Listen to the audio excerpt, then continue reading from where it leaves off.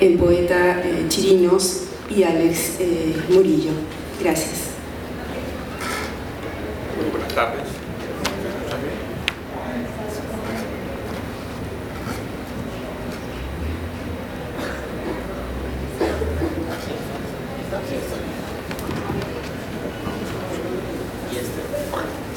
¿Se escucha bien? Bueno, muy buenas tardes a todos. Yo quiero en primer lugar agradecerle a mi amigo Alex Murillo por la gentileza de haberme invitado a este conversatorio. Entre otras razones porque yo creo que es algo que afianza nuestra joven amistad. Y algo mío, puedo decir que soy joven. Y por otro lado, porque, bueno, en realidad yo no me considero un estudioso de la literatura, sino simplemente alguien que escribe poesía, que ama la poesía y que le gusta acercarse de todos los modos posibles a ella. Ya la presentación del libro general o sobre sus características ya la ha definido bastante bien Patricia Victorio. La idea ahora es establecer una conversación sobre el libro, pero antes quisiera decir algunas cosas sobre él. Y lo primero es que considero que este estudio es un acontecimiento de singular importancia, no solo en el ámbito de los estudios sobre Jorge Eduardo Leyerson, sino sobre lo que significa hacer teoría literaria en un país como en el Perú. Y uno de los aspectos que yo quisiera resaltar más es el haber tenido el coraje y la valentía en los tiempos que corren de adecuar de manera muy inteligente todo un sistema teórico a su objeto de estudio y no como suelen hacer muchos, al revés, es decir, adecuar los poemas a su sistema teórico. Eso me parece sumamente importante y tal vez por esa razón se deba a que, bueno, no sé, la mayor parte de ustedes ya habrá leído el libro o habrá tenido un acercamiento a él, pero los que lo tengan van a comprobar que este libro tiene tres virtudes que yo considero esenciales, ya no solamente en la teoría literaria, sino en el ensayo literario en sí mismo. Es un libro que, como lo podría comprobar cualquier lector, hay un aspecto de teorización muy sólido y muy sostenido, pero también hay una reflexión sobre el quehacer poético. Pero a eso añade un tercer elemento que yo considero de vital importancia, que es el de la sensibilidad frente a la poesía. Ahora, el problema es si alguien escribe un libro de esta naturaleza solamente con sensibilidad, es decir, sin teorizar ni reflexionar, corre el riesgo de convertir su texto en una dispersión de ideas o de opiniones personales. Si solamente teoriza sin sensibilidad y sin reflexión, convierte el texto en una cosa muy aburrida o en un elemento más que va a integrar toda esa gran industria académica. Y si solamente reflexiona sin teorizar ni sensibilizar, ¿te escucha algo extraño? Ah, un teléfono. Tal vez sea él eso.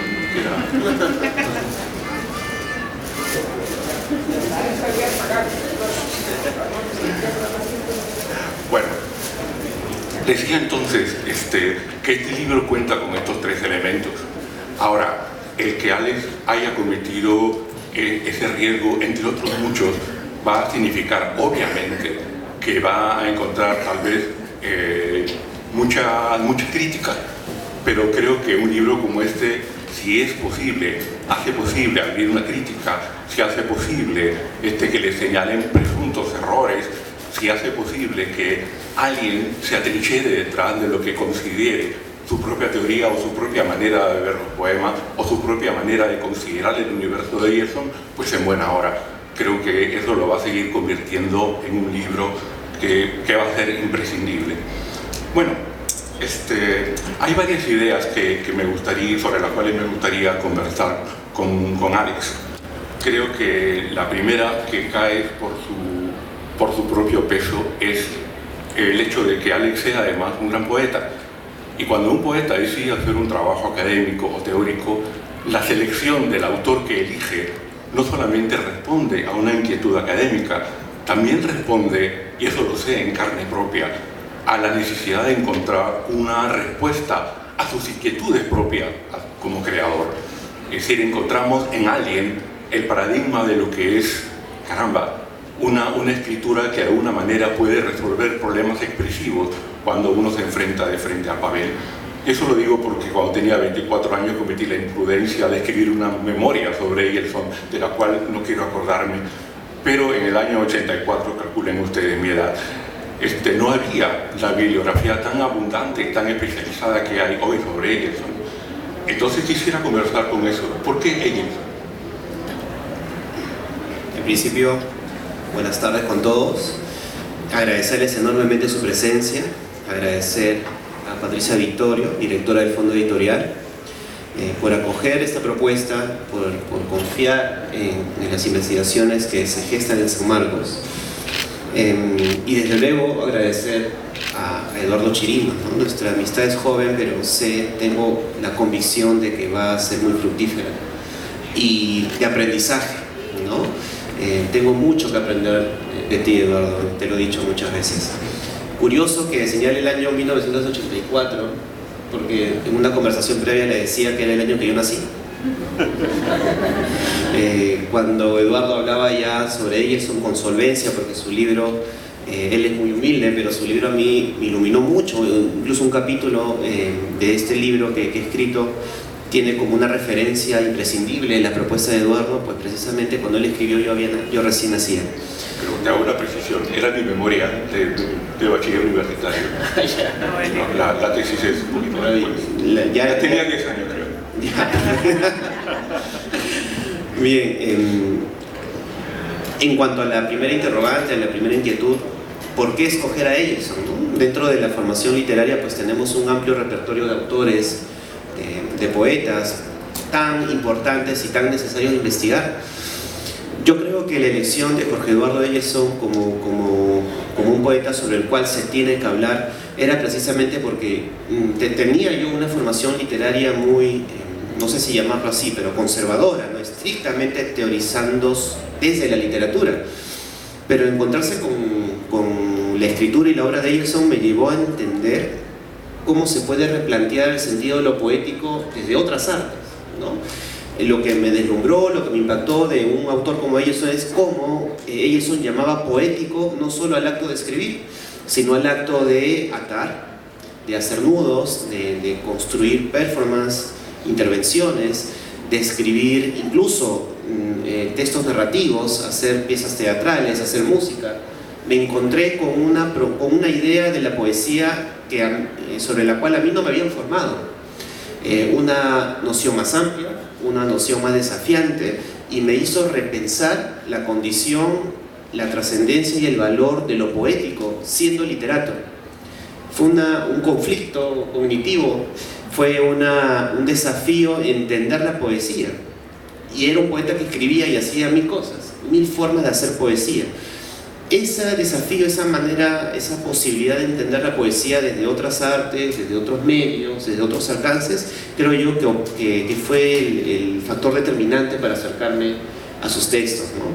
Entendí que para comprender la poesía escrita de Egerton necesitaba entender sus otras artes, sus otras producciones, sus otras formas de construir un vínculo entre el artista y la sociedad, que finalmente es lo que él también construye, ¿no?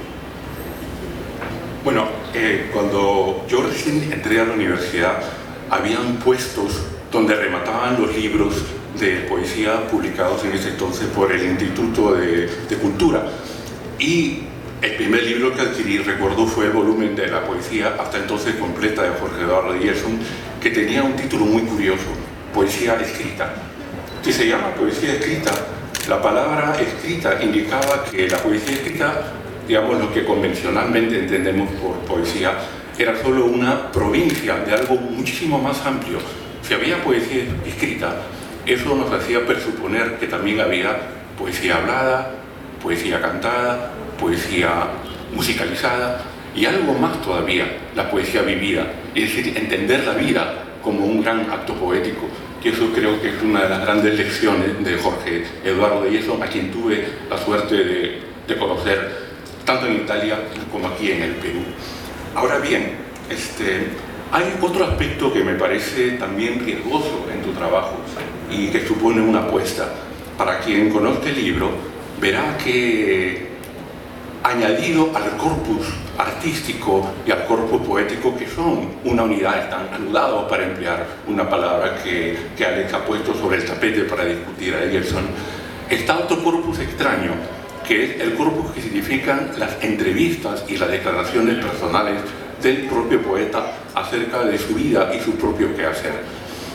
El problema frente a esto es que, digamos, para muchos teóricos, y eso lo vengo escuchando desde que era estudiante en la universidad, las opiniones o las elaboraciones teóricas de los propios autores, ya sean poetas, artistas, novelistas, no son confiables, ¿no? Entonces, muchas veces los teóricos defienden su campo con uñas y dientes y no permiten entrar, digamos, a los creadores.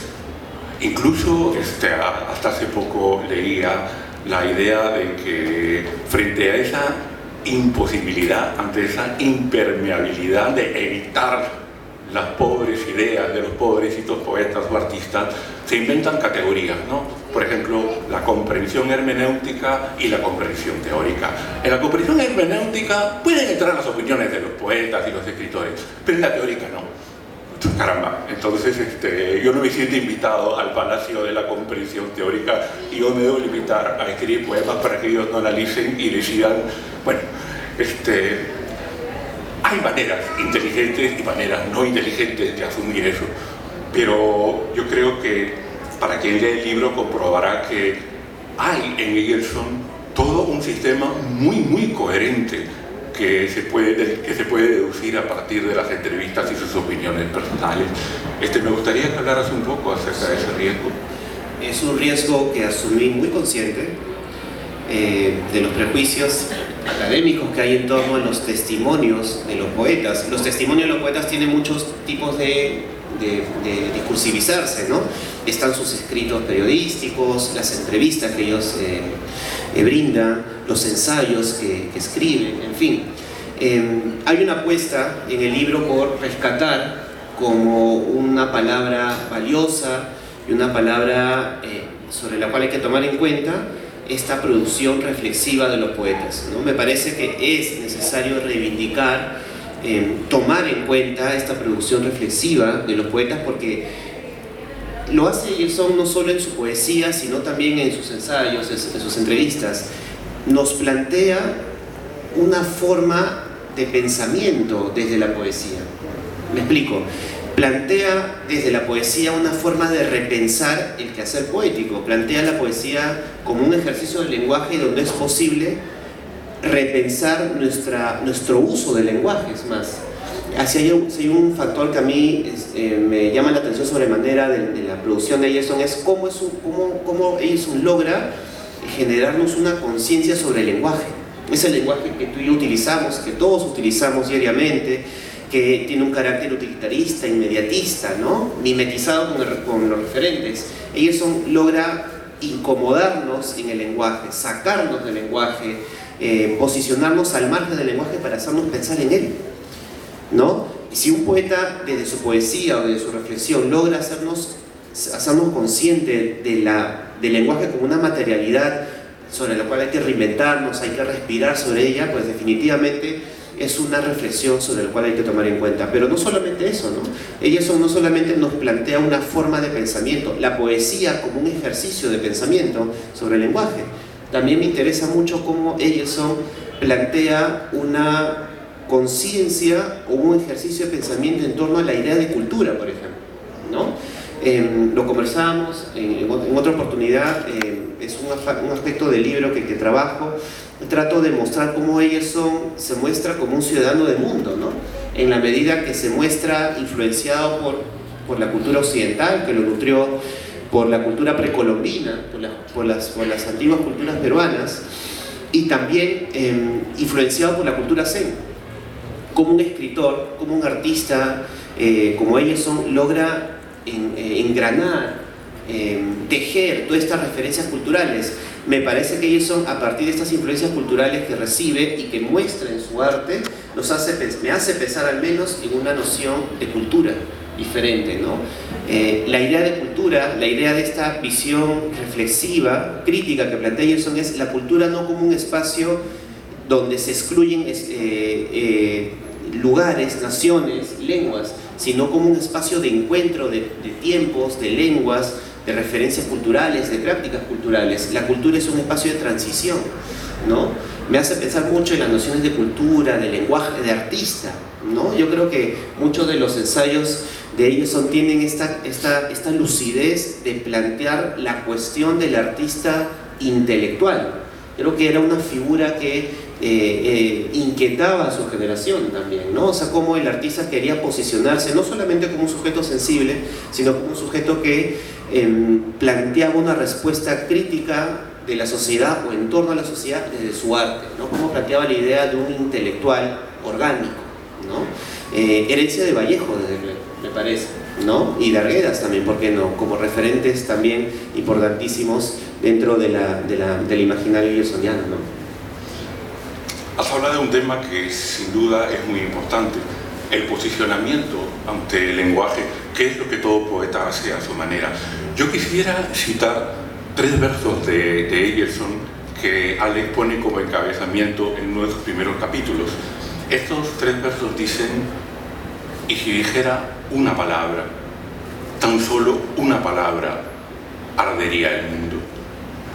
Estos 3 versos son preciosos. Ahora, están estratégicamente descontextuados, como ocurre en toda cita, porque estos versos que he citado, el sujeto de dijera es Pablo, que es un personaje que aparece en uno de sus libros capitales que se llama Habitación en Roma, pero por las magias del subjuntivo, y si dijera una palabra puede estar en primera persona, es decir, el sujeto de la enunciación podría ser el mismo Egerton, que es lo que me interesa.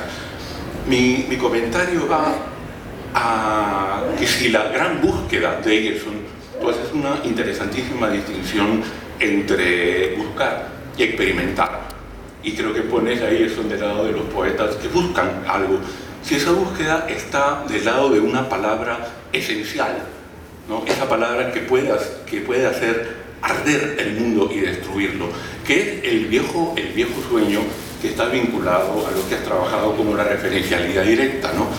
Ese sueño que está en poemas como Inteligencia, de Juan Ramón Jiménez. Inteligencia, dame el nombre exacto de las cosas, que el nombre sea la cosa misma. O pensar en esos versos de Alejandra Pizarnik: si digo pan, comeré; si digo agua, beberé.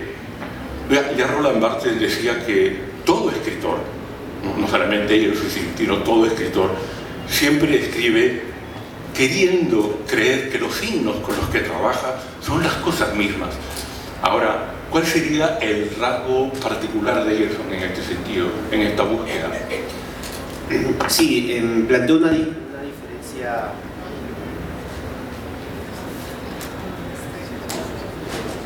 Está bien. Sí. Planteo una diferencia, sí es cierto, en torno a la idea de experimentación y de búsqueda, ¿no? Me parece que muchas apreciaciones críticas en torno a la obra de Egerton lo han catalogado de poeta que experimenta con el lenguaje. Y es cierto, Egerton experimenta con el lenguaje, incluso podría decirse que tiene una intención lúdica con él, ¿no? Jugar un poco con el lenguaje, es cierto, pero no solo es la experimentación, porque la experimentación termina siendo la operación, el acto concreto que se puede notar en el plano formal, ¿no? En el lenguaje mismo, en las palabras mismas. Lo que más o menos propongo en el libro es que detrás de esta experimentación hay un principio de búsqueda, ¿no? Claro, en rigor todo artista busca, ¿cierto?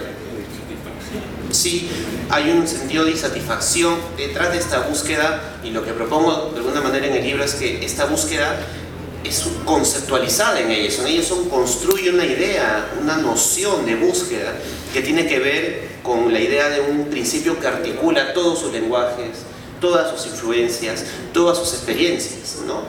Y vuelvo al legado vallejiano. Yo creo que esta idea de búsqueda consciente, de engranar, de asociar todas las influencias que reciba, construir un gran discurso artístico, estético, que haga posible la fusión, en la mezcla de todas estas referencias, esta idea de una inquietud formal, expresiva, yo diría hasta espiritual, que supone ir reinventándose, cambiar de códigos, cambiar de signos, vuelve a ser un legado vallejiano, ¿no? Recuerdo muy bien esta noción de Vallejo sobre la idea de creación vital, ¿no? Como Vallejo era muy crítico en el contexto vanguardista en el que se desarrollaba y decía: ¿por qué el vanguardista solamente realiza o lleva a cabo un culto a la novedad? ¿Por qué no construye una búsqueda que suponga una nueva sensibilidad? Hay que preguntarnos qué está diciendo Vallejo a reclamar una nueva sensibilidad, ¿no? Creo que supone posicionarse desde el arte, ¿no? Construir una visión crítica en torno a desde nuestro quehacer artístico, diría Vallejo. Creo que esta visión de posicionamiento material, espiritual, de una búsqueda incansable de un sujeto que dinamiza la cultura, me parece que da sustento a esta idea de búsqueda, ¿no? Creo que Eicherson siempre conceptualiza la idea de artista como un sujeto que dinamiza la cultura y que es un mediador, no deja de ser un mediador cultural. Y aquí entraríamos a tallar, da para más de hecho, al factor comunicativo del arte, de la poesía, ¿no?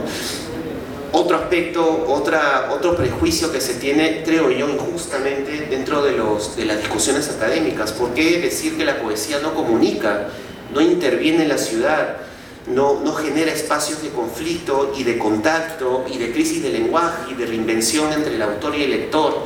Me parece que Eicherson está planteando, sí, no un aspecto convencional de lectura de la poesía o de experiencia de lo poético, sino un punto de encuentro. La sensibilización y la búsqueda también pasa por reinventar la noción de lector también, construir una idea de lector diferente, ¿no? Me parece que también se puede plantear de esa manera. Una de las cosas que yo recordaba en la lectura del libro es un cuadro de Eicherson que tuve oportunidad de ver sin filas de espera alrededor, porque estaba en la casa de Javier Sologuren, que tenía con su esposa Ilia en San Bartolo. El cuadro era muy peculiar, no era demasiado grande y estaba pintado de modo tal que habían colores primarios pintados como sobre arena, y en un extremo estaba el esqueleto de una gaviota bebé insertado allí con el color encima, ¿no? Bueno, creo que eso más o menos podría corresponder a lo que en los años 60 se llamaba la pintura matérica, es decir, incorporar en el lienzo, incorporar en el plano objetos considerados no convencionalmente artísticos y darle un realce porque estaba pues inscrito en ese plano, ¿no? En este caso era el esqueleto de una gaviota que formaba tal vez parte de la serie Paisaje Infinito del Perú, no lo sé, porque estaba descontextuado de una gran colección. Y pensaba, y eso quería conversarlo contigo, si ese mismo procedimiento no lo hace el mismo Eicherson con las palabras. En un artículo pionero, ya de los años 60, su compañero generacional Sebastián Salazar Bondi se sorprendía de que Eicherson usara y pusiera en el lienzo, en el mismo plano, camisas anudadas, overoles, chompas, y la reflexión de Salazar Bondi era muy intuitiva. Decía, estos objetos, estas vestimentas, no estaban puestas allí como símbolo de la persona evocada, sino más bien como ausencia de la persona evocada. Es decir, no actuaban como metonimia, sino como recuerdo de un vacío. Eran reales por falta de realidad. Y esta presencia real por falta de realidad no es lo mismo que pasa con las palabras y sus significaciones, con los procesos iterativos a los que tú te resuelves, ¿no? Todos hemos tenido a veces esa experiencia infantil de repetirnos obsesivamente una palabra, ¿no? Árbol, los niños que dan vueltas por la casa repitiendo una palabra. Yo recuerdo haber repetido mucho la palabra lámpara y un momento tuve como un pequeño satori de bolsillo, por llamarlo de alguna manera. Y dije, ¿cómo esa lámpara, ese objeto puede llamarse algo tan raro como lámpara? Es decir, como que tuve una primera experiencia de disociación del signo entre el significante y el significado y metí el significante en mi bolsillo. Por primera vez tuve el significante solo conmigo. Y Eicherson lo hace con esa, tanto en el arte pictórica como en el verbal, ¿no? Como hace esos desanudamientos de sentido y rompe los signos. Sí. Sí. Esto tiene que ver mucho con un aspecto central en el libro, que es la poética nodal, ¿no? Llamar a la escritura poética nodal. ¿Por qué? ¿Qué ocurría? Me daba cuenta que el nudo ilsoniano, que todo el mundo conoce, es un símbolo que ha dado cuenta de su quehacer plástico, desde luego performático, y los críticos explicaban el nudo para precisamente reconocer, comprender, desentrañar este otro arte no escrito de ellos. Mi pregunta era una y muy concreta, ¿no? ¿Por qué este nudo tan importante en ellos, tan central, no puede explicar su escritura, ¿no?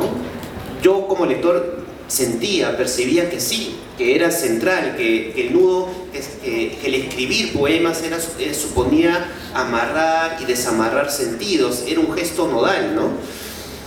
Y de pronto me comencé a fijar en la anatomía del nudo, ¿no? Es muy curiosa. Este nudo uno ve un nudo y es una anatomía muy particular, ¿no? Primero que refleja una quietud, un detenimiento, pero es un detenimiento una quietud bien particular, porque si uno se da cuenta, en el nudo son hebras que se van metiendo, parece que es una quietud apenas realizada y que está a punto de desatarse, ¿cierto? Y cada vez que veo un nudo pienso en su volumen, en su textura, en su tensión, y pensaba que de alguna manera